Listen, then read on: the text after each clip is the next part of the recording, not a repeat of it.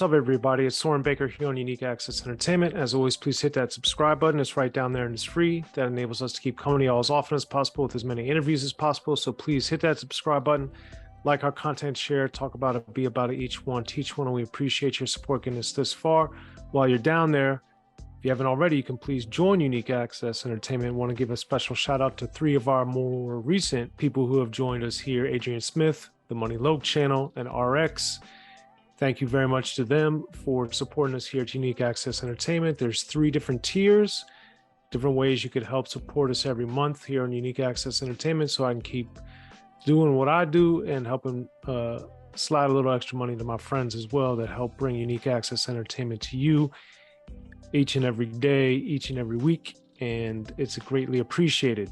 Now, today on the 1st and 15th, I thought it was important to talk about something that comes up from time to time and different things, but it's this topic of rap skits. Now, in this talk, I'm going to go through a bunch of them, not nearly all of them, of course, because there's so many, but I wanted to highlight some of the interesting ones, some of the noteworthy ones, and then also some of the ones I don't think get a lot of credit or get mentioned, and some of the ones that are a little different or unusual, but that I think definitely have played a big part in the development of this skit phenomenon that is, you know, as rap got big in the 1990s in particular and moved into the 2000s, I think we had a overload of skits, and a lot of them weren't good and a lot of them were just ridiculous and unnecessary, but there's a lot of great ones, and I'm going to talk about a lot of them today here on the 1st and 15th. Now, I think a lot of people think of skits, they think of De.O.C, but I want to take it back before De.O.C because there's several prominent examples of skits that were done at the highest level that predate De.O.C and what De.O.C was doing. And again, these are just ones that stand out to me throughout rap history. So hit me in the comments, let me know some other ones throughout time that you were interested in, especially the earlier ones, because there's a lot, but I just didn't, you know, we don't have time for me to go through step by step through each single solitary skit that I remember or that was important, but here are some of the ones. And this kind of gets into going to be a recurring theme of what a skit is, what a skit means, how it works, what it is. But one of the first, if not the actual first one that I really remember thinking like, oh, this is different, or oh, this is something strange or interesting or unusual for a song, was on The Message. Grandmaster Flash and Furious 5, of course. Melly Mel puts it down. Duke Booty, of course, puts it down. But at the end of the song, they're standing on the corner, the police roll up, car horns are going on. Is that a gang? Get in the car. All these different things are going on. And to me, that's a skit. And that really, like The Message, helped reality rap, street reporting, conscious rap, and even directly and indirectly gangster rap get its start. You know, I think The Message also doesn't get acknowledged for its introduction, at least in a lot of ways, to the skit and how that played into the song and the memory of that song, because of course The Message is so long, and this is toward the end of it's at the end of the song. So you've already gone through more than 5-6 minutes of The Message, and then you get to the skit. But the point is, this is the type of thing that we see become more and more commonplace in rap, you know, in the late 80s, which I'm about to get to some examples of, but really explodes in the late 80s because of a few of the artists, and then becomes commonplace soon thereafter. And to me, really, a lot of it goes back to The Message. One artist that I don't think gets a lot of shine for his contribution to this is Dana Dane, because on Nightmares in 1985, you know, he's going in to see Dr. Slumber because he's having these nightmares. So there's this skit, the intro in the beginning, where he's going in the office and the receptionist or the assistant is all Dane, you know, so that's kind of cool and not part of the song per se. And then we get to the end of the song and Dr. Slumber is revealed to be Anita the Beast. And that's a whole section where nobody's rapping, it's talking. And right there, to me, is again another way that skits and segments of songs that aren't traditional are really starting to become more popular, because now It's Dana Dane setting this scene and creating the atmosphere. And then at the end of Nightmares, bringing it home with this revelation and this reveal. So all of that I thought was remarkable. And that's 1985. Another big one that I remember standing out and being real cool and awesome was I'm Bad with LL Cool J. Because at the end, he's like, give me that walkie-talkie when their police are calling and they got the all points bulletin out and LL is going through all this stuff. And I remember thinking like, man, you know, here's another example of something at the end of the song that brings it to, I think, a different dimension and just shows some sort of creativity to where it wasn't just let the beat ride at the end. No, this is making it more cinematic. This is making it more in-depth and more interesting. And LL Cool J did that in 87. Now, one of my favorite examples, and to me, the people that really, really made it a staple in the game is you really got to look at Eazy-E and N.W.A. in 1988 with Easy Does It. And at the top of 1989 was Straight Outta Compton. Now with Eazy-E on Easy Does It, you got Still Talking, you got Ice Cube and the D.O.C. changing their voices, sounding like old men, saying Eazy-E's from Compton, Michigan, all this craziness. But you move into Nobody Move, you got MC Ren and Eazy-E talking before they go pull this robbery that they're going to do. You got Two Hard Mothers where Yella's talking and trying to convince the rest of N.W.A. that they don't need a drum machine because Yella's like, yo, I can play the drums, and then he plays it throughout Two Hard Mothers. And Dr. Dre's talking in the Boys in the Hood remix on Easy Does It about, remember that from way, way back? All that type of stuff. And then on Easy Does It, the title track, he was once set off from around the way, easy. So you got that. Then you got the kind of that weird chorus, what the fuck is up in the place to be? You know, you got that going on. And then when you move to We Want Easy, you got, you know, people talking in the chorus. Where y'all from, Compton? Where Compton? Oh yeah, that's right. And of course, Radio, which was released before Easy Does It, I think does this also amazingly. You got the Turning the Dial, trying to find the songs. Then you got Greg Mack, K-Eazy-E coming on. Of course, K-Day. You got Nasty Nash. You got DJ Speed. You got Stan the Guitar Man. There's an interview with Stan the Guitar Man if you haven't checked it out already. But the point being is that this is bringing all these added layers and dimensions. And the one that I thought that really, really set it off and that I thought was the most powerful and one of the best ones done, kind of like Nightmares with Dana Dane, where it's this bookend to the song, is on Fuck the Police from N.W.A. because you have, this is, you know, N.W.A. versus the police. N.W.A. court is in full effect with Judge Dre presiding, and N.W.A. versus the police department. So you get that, and then you have the defendants with Ice Cube, MC Ren, and Eazy-E talking about why they're against the police. And then at the end, you get the verdict and you get the chaos and all this other stuff. And to me, that was brilliant because it took a song concept about police brutality and took it up a notch and took it in a whole different direction because they set it up like, here are the plaintiffs and they're telling you why they feel this way about the police, which in general is a brilliant idea. And of course, Ice Cube, MC Ren, and Eazy-E did it brilliantly, but to then frame it as a court case and then to frame it as the police getting mad when they were found guilty, to me, that all just made for such a brilliant song that makes Fuck the Police so remarkable because not only the content was revolutionary and the language was revolutionary and dramatic, but the song structure really, to me, is the song. All the ones before it I thought were amazing, but since Fuck the Police caused such a firestorm, and because it's such a popular song and it really revolutionized rap in so many different ways and inspired people to bring more stories of their interaction with the police to a different level of forefrontness and prominence, I just think those skits and that presentation really, really set the stage for a lot's going on. And then you have like I Ain't the One, which also appeared on Straight Outta Compton, you know, where the girl's asking Ice Cube that she needs money to get her hair done. And then Ice Cube goes through the song, basically breaking that down, how that's not going to work, etc.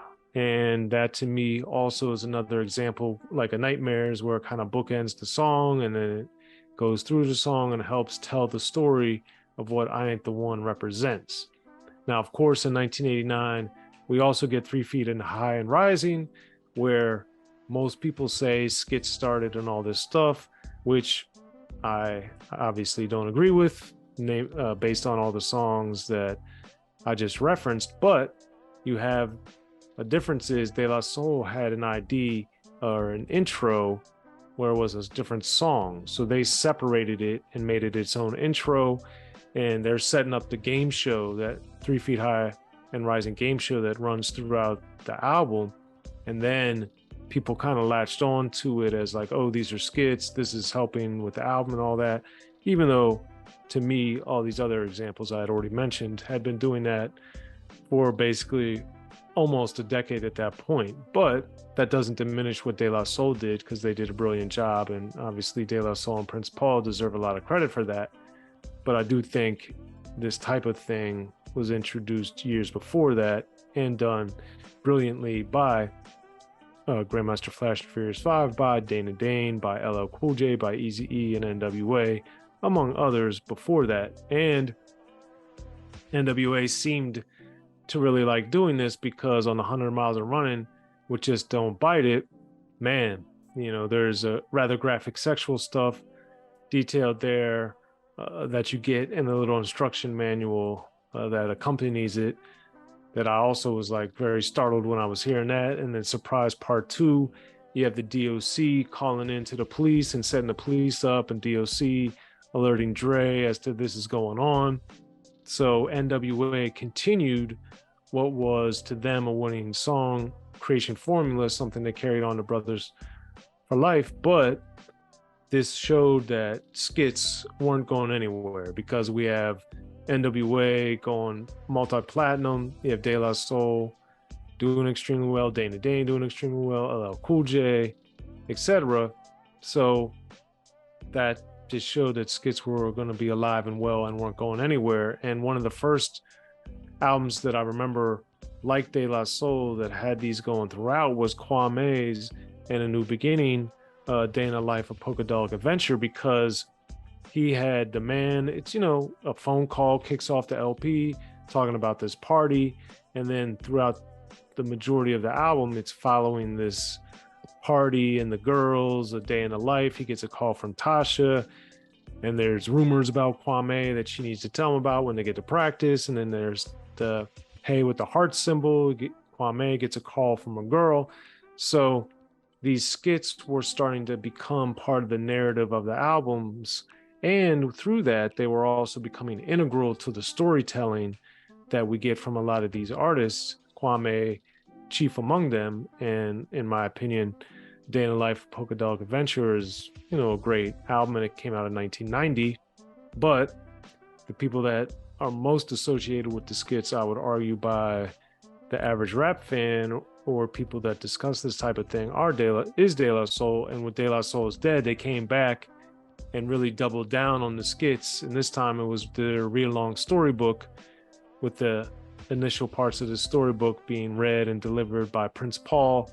And it's going through this comic book that also is in the liner notes of De La Soul's Dead. And it really illustrates, you know, some of the struggles that De La Soul and, in their opinion, rap were going through. Like people criticizing De La Soul, oh, we don't like the music, which is in Skit 1. And De La Soul, again, as they had done with the intro with 3 Feet High and Rising, they had an intro, but then they also had Skit 1, Skit 2, Skit 3, Skit 4, and Skit 5 throughout De La Soul is Dead, to really drive home the point that, hey, we're doing these skits. Hey, these skits are important to us. And hey, these skits are telling a big story that coincides with what's going on with the LP.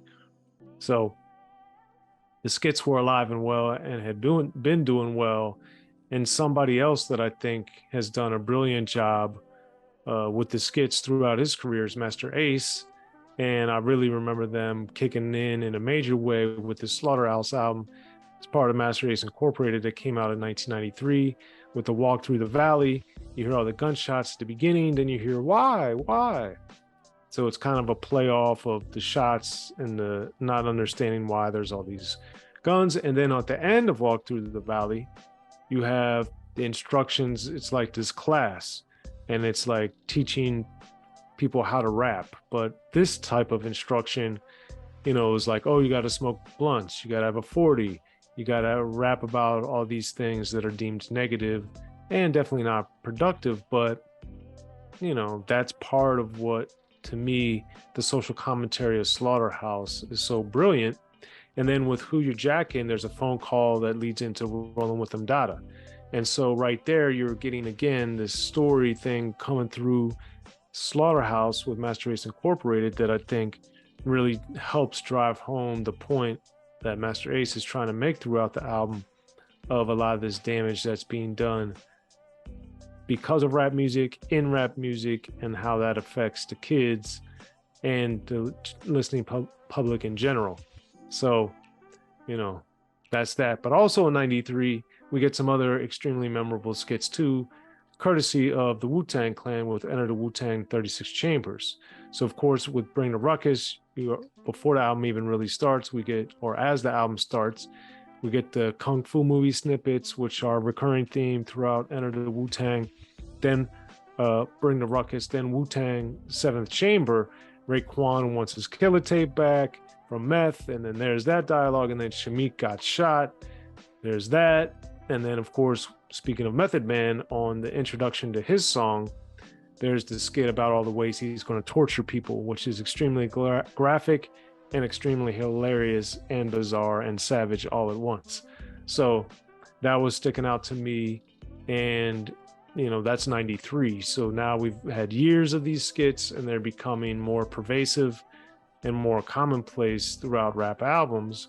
And Masta Ace showed no signs of slowing down with his uses of skits, because his next two albums, Sitting on Chrome in 95 and Disposable Arts in 2001, both used skits heavily to help tell the story that Ace was telling on each album.